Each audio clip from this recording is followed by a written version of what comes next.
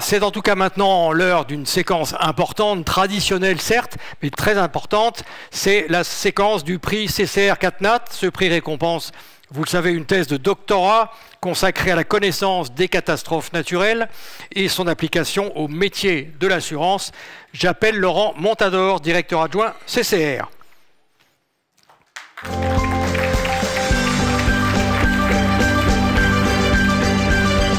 Bonjour Laurent Montador, merci d'être là.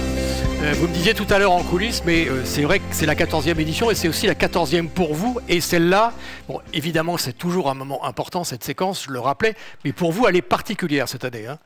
Oui, c'est la dernière. Effectivement, ça fait 14 ans qu'on fait cette journée CatNat et qui est maintenant inscrite dans l'agenda de tout le monde. Donc merci à vous d'être fidèles au rendez-vous. Et puis, je voudrais remercier, pour prendre l'occasion de remercier toutes les équipes, tous les partenariats et partenaires qu'on a pu mettre en place, nos clients, votre fidélité et les riches discussions que nous avons pu avoir avec aussi des discussions de négociation qui ont été réalisées à bon escient. Merci en tout cas à tous. Et puis, je vais passer à la remise du prix CatNat, évidemment, qui est attendu. Peut-être rappeler la méthode et comment on fait. Hein, pour la méthode, effectivement, il y a un jury international avec des experts à la fois de l'assurance, des experts scientifiques, les équipes CCR aussi, avec des critères qui sont l'originalité, l'innovation dans les différentes thèses, l'excellence scientifique qui a été déployée, la qualité pédagogique, et puis les sujets qui ont évidemment attrait à l'assurance et la prévention dans un domaine plus large.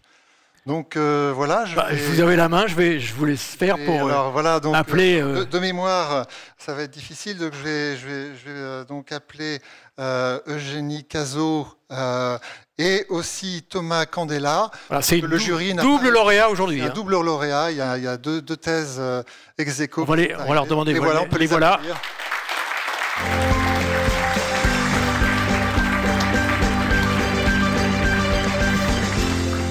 Alors, Eugénie, Thomas, voilà, vous êtes retenus par le jury qui a effectivement eu des difficultés à vous départager. Donc voilà, je suis content de vous voir tous les deux. Je vais présenter donc à la fois un petit diplôme et puis aussi évidemment un élément sonnant et trébuchant qui l'accompagne. Donc voilà Thomas.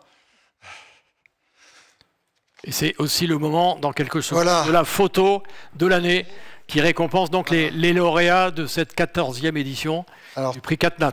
Thomas va nous présenter aussi sa thèse après, mais donc c'est sur la gestion des risques, et notamment les éléments cartographiques, sachant que le plus court chemin pour s'échapper en cas de crise, c'est pas forcément le... Vous pouvez avancer un petit peu pour être en pleine lumière, c'est mieux pour la photo. Hein. Voilà. Et puis Eugénie, vous avez réalisé quelque chose sur les risques côtiers, et notamment les éléments fonciers et immobiliers en termes d'impact prix que vous avez pu déterminer. Donc deux sujets très intéressants. Je comprends qu'on ait eu des difficultés à vous départager. Et puis, on va faire la photo. Donc, voilà, photo. Vous regardez bien vers le fond de la salle. Et voilà. Voilà, non.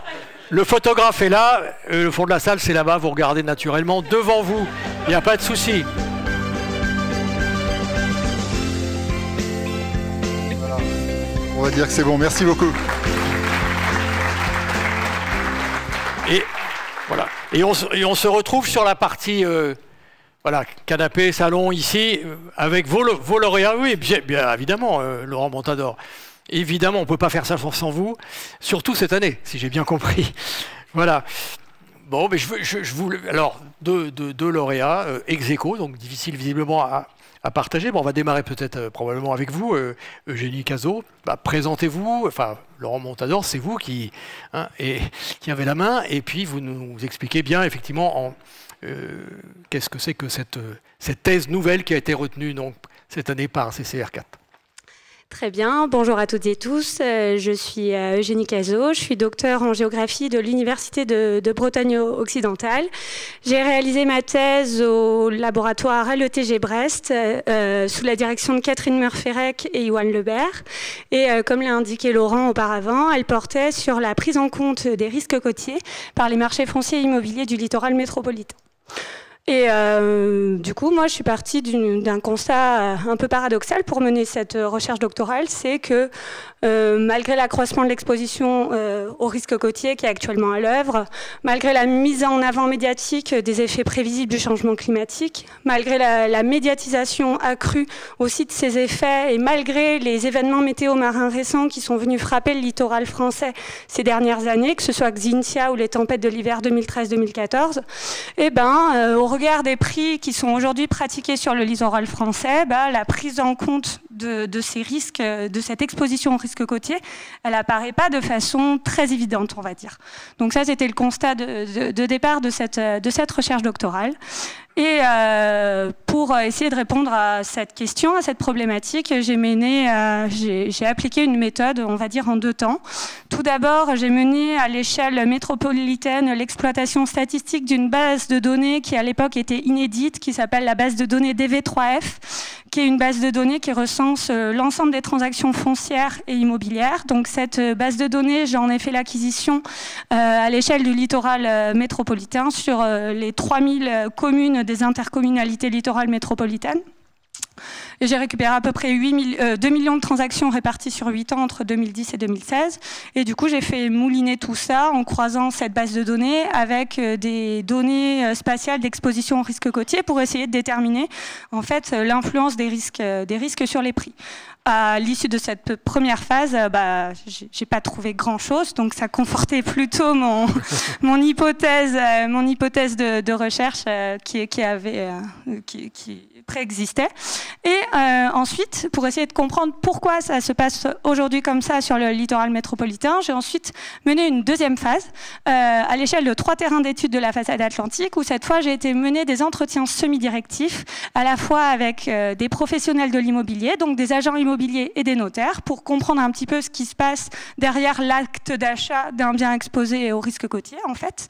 Et j'ai également mené des entretiens avec des acteurs publics, ce que j'appelle des acteurs publics, donc des élus, des services de l'État, des services des collectivités, pour essayer de confronter les points de vue et de voir notamment, par exemple, le rôle des politiques publiques dans cette faible prise en compte.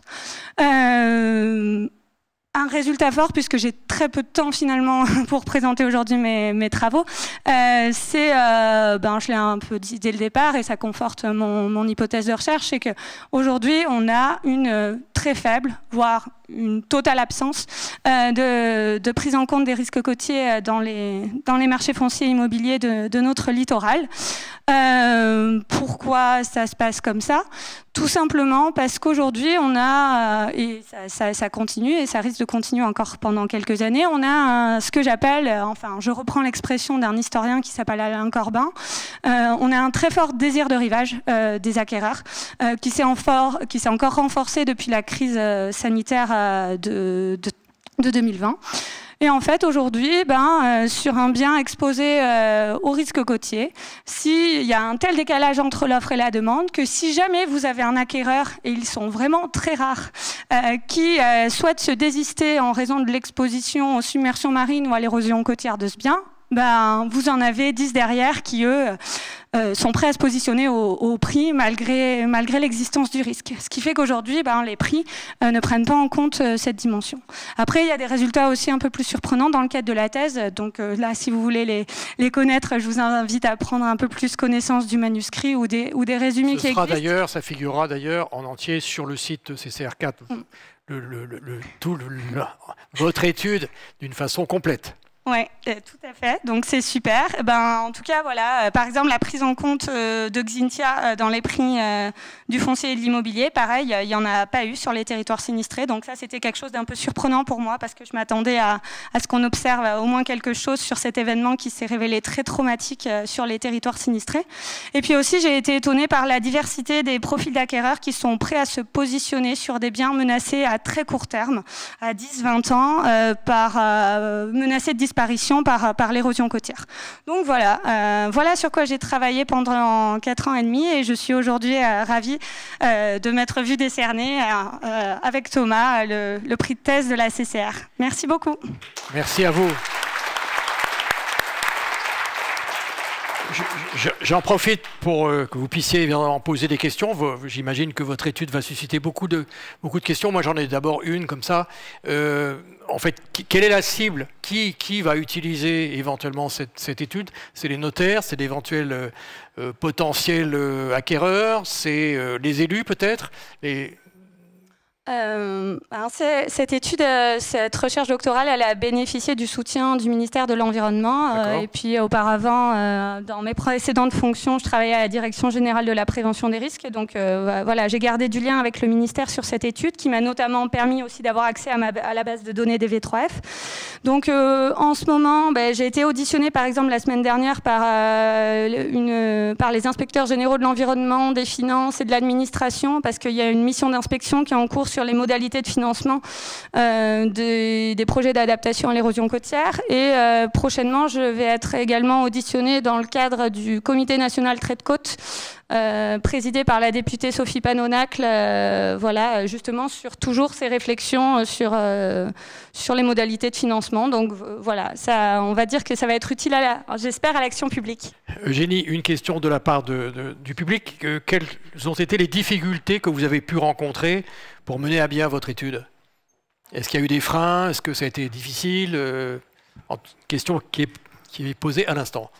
Alors, première grosse difficulté, ça a été l'accès à la base de données des V3F. Quand ce sujet de thèse s'est monté en 2016, qui a été proposé par ma directrice de thèse, Catherine Merferec, elle s'était basée sur la loi République numérique, je ne sais pas si ça vous parle, qui était censée donner accès aux données des VF à la communauté des chercheurs. Et quand j'ai commencé ce travail de thèse en décembre 2017, il s'est révélé en fait que la DGFiP a envisagé plutôt de faire modifier la loi que de rendre accessible cette base de données aux chercheurs. Donc ça partait très très mal, ça partait tellement mal que finalement j'ai mis plus d'1 an à faire l'acquisition de cette base, et j'ai eu de la chance en fait d'avoir travaillé au ministère de l'Environnement, parce que ça m'a permis de rentrer en contact avec la DGALN, Direction générale de l'aménagement, du logement et de la nature, et avec le CEREMA, pour ensuite, par une voie détournée, enfin réussir à mettre la main sur cette base de données. Et puis ensuite, difficulté, exploiter cette foisonnante base de données. Vous imaginez 2 millions de transactions, plusieurs centaines de variables pour chaque ligne de transaction. Donc voilà, un travail très long et très fastidieux. Autre question, Eugénie Cazot. Face à ce constat sur les risques côtiers, quelles sont les solutions? Demande une personne qui est dans la salle. Difficile, hein. Vous êtes plutôt sur le diagnostic, vous?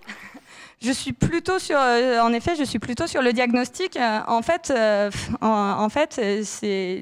crois que les choses n'évolueront pas ces prochaines années tant que notre rapport à la mer, notre désir de rivage sera tel qu'il est. Comme je le disais tout à l'heure, on a des profils d'acquéreurs, même sur des biens menacés à très court terme, dont on connaît parfaitement l'exposition, et les acquéreurs qui se positionnent dessus sont au courant. Aujourd'hui, il y a des acheteurs qui se positionnent du fait de cette grande attractivité du littoral, du fait aussi de sa rentabilité économique. Par exemple, tous ceux qui font de la location saisonnière, ils savent qu'en quelques années seulement, ils auront rentabilisé l'acquisition de leurs biens. Donc, ça reste rentable pour eux de se positionner dessus. Donc voilà, il faut une évolution de notre rapport à la mer. Moi, je pense vraiment que tant que la fréquence des événements ne fera pas qu'on aura des submersions marines, c'est pas ce que je souhaite, mais plus régulièrement, par exemple, les gens ne... En fait, aujourd'hui, la mer, c'est un objet qu'on peut qualifier d'ambivalent. Plus on est proche de la mer, et plus on bénéficie des aménités, des atouts liés à cette proximité, le fait de voir la mer, d'aller à pied à la plage, etc. Mais plus on est proche de la mer, et aussi plus on est théoriquement exposé aux aléas côtiers. Pour autant, aujourd'hui, en fait, la dimension exposition, elle est complètement occultée par les acquéreurs du littoral. Donc, il y a des choses à faire en termes d'information préventive, et ça a été révisé au 1er janvier 2023. il y a un décret de la loi climat et résilience qui est entré en application. Et puis aussi, je pense qu'il y a peut-être des choses à faire en termes aussi de responsabilisation des acquéreurs et de révision des modalités peut-être d'indemnisation des particuliers sur le littoral. Donc plein de vastes sujets très politiques. Merci beaucoup Eugénie Cazot. On va peut-être encore vous applaudir une fois. Thomas Candela, c'est votre tour. Vous êtes également aujourd'hui récompensé. Voilà, pourquoi, comment, d'où venez-vous et quel est le contenu de votre thèse, sachant, je le répète, pour ceux qui sont arrivés en retard, qu'évidemment, on retrouvera tous les éléments très complets de vos 2 thèses sur le site CCR. Thomas Candela, vous avez la parole. Bonjour à tous, donc moi c'est Thomas Candela, je suis aujourd'hui responsable de la recherche et développement chez RISCRIS et chercheur associé au laboratoire de géographie et d'aménagement de Montpellier. Donc 2 entités dans lesquelles j'ai fait ma thèse, une thèse CIFRE, donc une thèse de recherche-action, qui a porté vraiment sur la cartographie au départ, cartographie au sens large dans la gestion des risques et des crises, avec pour volonté de développer des solutions innovantes, mais qui très rapidement, par le biais de missions de terrain à la suite du cyclone Irma en 2017 qui a touché les Antilles françaises, eh bien s'est recentré sur la cartographie des dommages post-catastrophe. Cartographies qui sont réalisées par des services d'analyse d'imagerie spatiale et qui font par photo-interprétation un bilan des dégâts, des premières conséquences d'un événement sur un territoire donné. Mes missions de terrain, elles m'ont montré quoi ? Eh bien qu'il y avait à la fois des écarts avec la réalité de terrain entre ces données issues de l'imagerie satellitaire, mais aussi des écarts entre les usages de ces cartes, du fait qu'il y ait des incertitudes de ces données, mais aussi par la diversité des représentations cartographiques que l'on retrouve au sein de ces différents services, puisque ce sont des services qui opèrent à l'échelle internationale. Donc, premier constat, c'était celui de cette diversité et de ces problèmes d'incertitude à la fois sur l'interprétation, l'acquisition de données et finalement le transfert de l'information finale qui sert aux gestionnaires de crise, que ce soit les collectivités ou les services de secours et la pléthore aujourd'hui d'acteurs qui utilisent ces données sur les impacts. Et donc qui m'ont amené à faire une première expérimentation. Alors pour ça, je me suis rapproché bien évidemment des fournisseurs de données, du CNES notamment, du CERTIT, donc des opérateurs français pour le coup, pour avoir accès à de la donnée et pour pouvoir l'expérimenter du coup à travers une première expérimentation. Et ça a bien mis en avant ce que je redoutais finalement, c'est que la diversité de cette représentation cartographique, et alors qu'elles sont issues d'une même donnée pour une même catastrophe, impliquait forcément des dérives en tout cas sur le résultat final, le message cartographique final. Ça m'a poussé à développer une méthode de représentation cartographique avec une volonté d'aborder, puisque je suis géographe forcément, l'aspect multi-échelle, puisqu'on s'intéresse autant à l'impact sur le bâti, quand on est sur le terrain et qu'on veut sauver des vies, qu'avoir une notion plus large, en tout cas, sur l'impact d'un événement pour justement les différents gestionnaires de crise qui évoluent à différents échelons institutionnels. Donc une représentation cartographique que j'ai expérimentée à travers notamment une notion de science cognitive. L'idée étant de faire travailler la mémoire des gens et aussi la capacité visuelle à trouver efficacement une information. J'ai fait ces 2 expérimentations, je les ai comparées avec des techniques existantes, etc. Et il s'est avéré que le prototype que j'avais développé, que j'ai appelé donc le semi-régulier de points proportionnel, eh bien trouve finalement ces marques, donnent de très bons résultats et qui aujourd'hui ont été implantés dans du coup 2 outils. Un développé pour RISCRIS, qui est une représentation cartographique multi-échelle des dommages, et d'autres thématiques, comme par exemple l'analyse du risque feu de forêt ou incendie d'habitation. Et une autre implantée pour le projet ANR-TIREX, qui lui est un retour d'expérience post-cyclone Irma sur l'échelle de Saint-Martin et de Saint-Barthélemy. Et on y retrouve finalement ma carte à travers, du moins ma représentation cartographique, à travers une cartographie scénarisée qui retrace l'événement cyclonique d'Irma de l'échelle vraiment régionale jusqu'à l'échelle locale avec le couplage de multimédia, c'est-à-dire de témoignages de personnes, d'images, de vidéos et de sons aussi. Donc une cartographie synesthésique, on appelle ça. Et qui a pour objectif finalement de sensibiliser la population, mais aussi les décideurs locaux et les institutionnels, en tout cas à ce qu'est la gestion des risques et les mesures de prévention et surtout de capitalisation des retours d'expérience. Voilà. Merci beaucoup, formidable outil en effet, Thomas Candela. On vous applaudit. Le Montador a un particulièrement bon cru cette année, hein, 2023. Vous pouvez prendre le micro et ajouter peut-être une réflexion complémentaire. C'est un excellent cru et je pense qu'en fait on allie à la fois le côté pragmatique et opérationnel de terrain avec les avancées scientifiques et ça je trouve que c'est un des points particuliers que je note dans ces deux thèses. Mais merci beaucoup. Je voulais juste savoir si l'un et l'autre, vous avez lu respectivement déjà vos thèses respectives. Vous ne vous connaissiez pas, j'imagine. Donc là, c'est une découverte parce que vous n'avez pas travaillé sur la même chose. Vous êtes géographe, effectivement.